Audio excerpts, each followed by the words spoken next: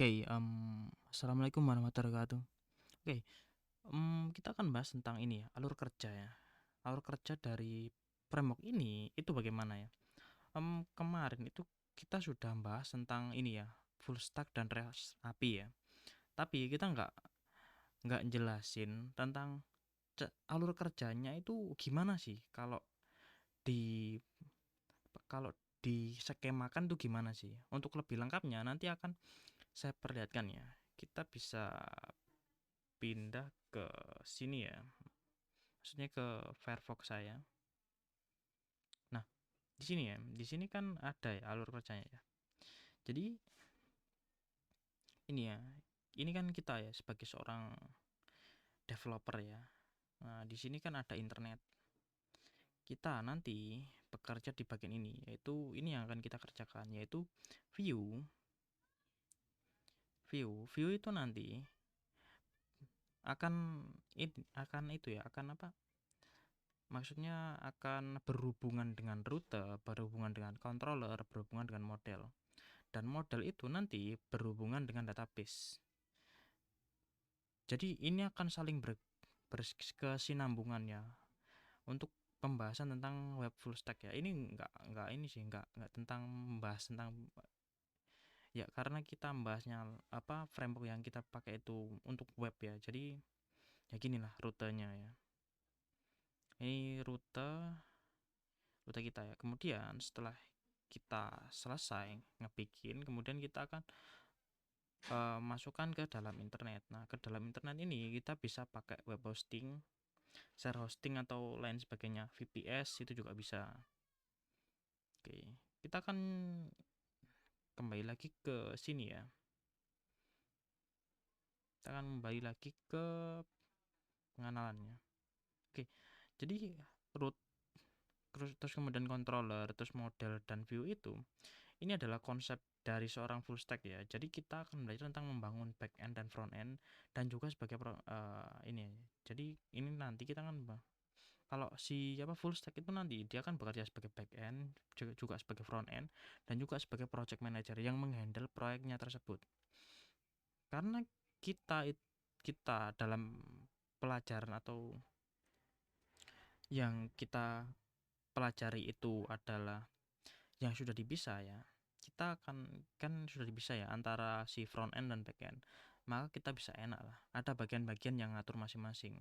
Tapi kalau ingin jadi full stack juga nggak apa-apa, sama aja kok. Oke, kemudian saya akan perlihatkan lagi ya skemanya lebih lengkapnya ya. Oke, kita bisa lihat di sini ya, ini skemanya ya. Ini kan ngebahas tentang full stack sendiri ya. Ini kan membahas tentang full stack sendiri. Sedangkan ini untuk ini akan ngebahas tentang siapa aja yang berhubungan di dalam sebuah proyek ya. Yang paling atas sendiri adalah project manager. Project manager ya ini dia ngerjain banyak hal ya, tapi dia ngerjain hal-hal yang basic ya. Jadi dia ngebahas tentang perencanaan proyek, kemudian pengelolaan tim, kemudian komunikasi dan koordinasi. Terus kemudian dia akan mengawasi kualitas. Dia juga akan memanajemen risiko dan masalah yang akan ditimbulkan dari proyek yang direncanakan tersebut. Dan hasil akhirnya dia akan mengevaluasi dan melakukan pembelajaran apa sih yang dilakukan kita ini.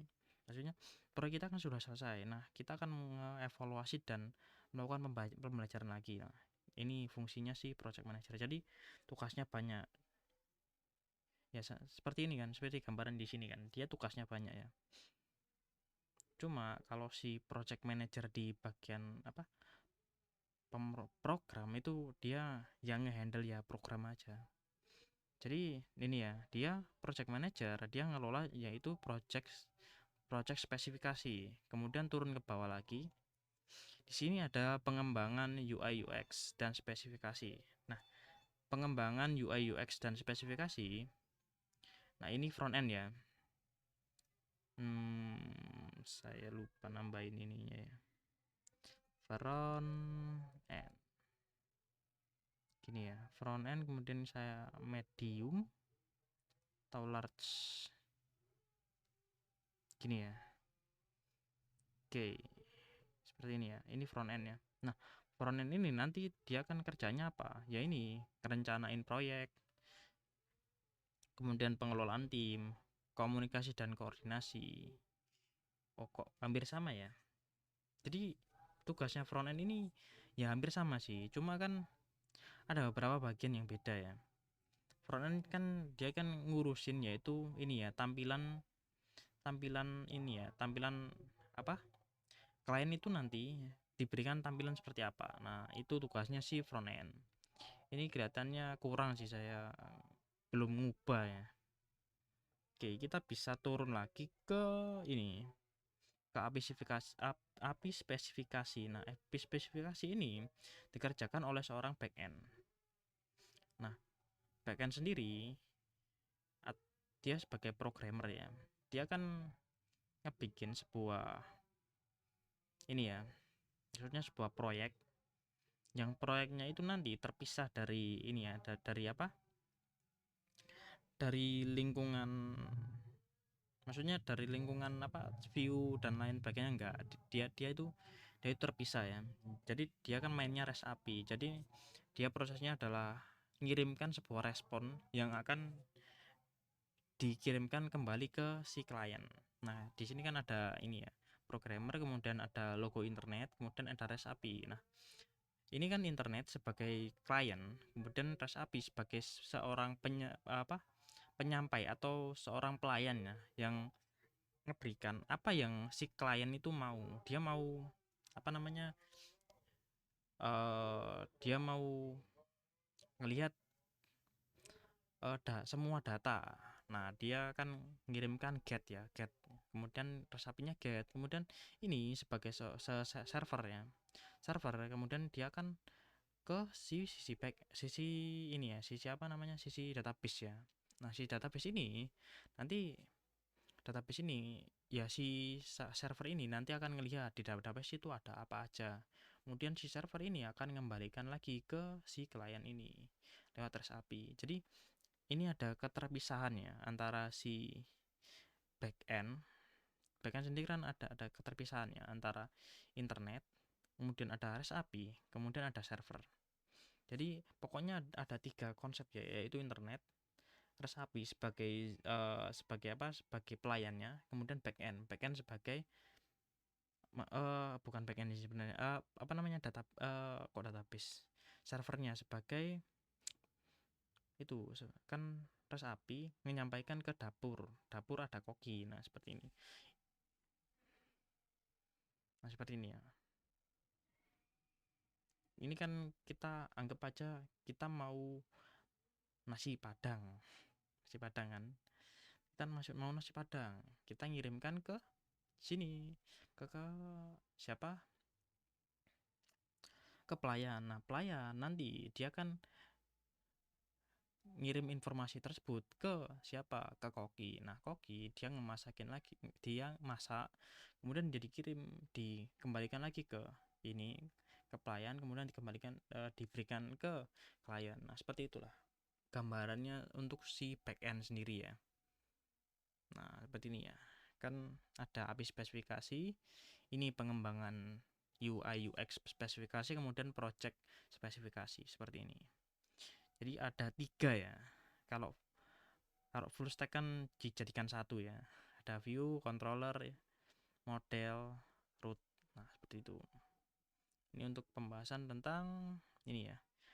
Apa yang kita kerjakan ya, yang bagian ini. Kita bagian ini, yaitu kita bagian sisi backendnya ya. Oke, kita bisa lanjut lagi ya ke sisi ini ya, Word. Oke, kita masuk ke Word ya. Nah, kita akan masuk ke cara penggunaan env ya. Bentar. Ini alur kerja seharusnya kan, iya benar. Kemudian root dan controller heading 1. Kemudian cara menggunakan env heading 1. Kemudian mengenal log, ini juga heading 1. Seperti ini ya. Oke, kita bisa masuk ke ini ya, cara menggunakan ENV ya. ENV itu apa? ENV itu seperti ini ya. Dia adalah sebuah lokasi terpusat untuk menyimpan pengaturan atau konfigurasi proyek. Nah, ini dapat mencakup kunci API atau string koneksi ke database atau konfigurasi khusus yang dipakai kita sebagai lingkungan pekerjaan kita, lingkungan proyek lah, dan banyak lagi. Menyimpan pengaturan ini ada di file terpisah dan dia itu memudahkan kita untuk ngelola dan memperbarui kode tanpa mengubah kode tersebut. Nah, ini ya ENV, kegunaannya sebuah ENV. Kemudian ini kita akan mengenal tentang ini ya, log file atau file log. Nah, file log sendiri adalah file yang dihasilkan perangkat lunak yang berisi informasi mengenai operasi atau aktivitas. Itu dapat seperti kayak pola penggunaan aplikasi atau server atau juga sistem IT. File log itu menyertakan sebuah catatan historis seperti proses apa yang kita jalankan, kemudian peristiwa apa yang terjadi pada proses tersebut, kemudian pesan yang itu yang deskriptif atau tambahan, dan stempel waktu seperti ini ya. Ini untuk pembahasan kita tentang alur kerja ya, bagaimana framework ini bekerja. Oke, mungkin cukup sampai sini ya. Terima kasih.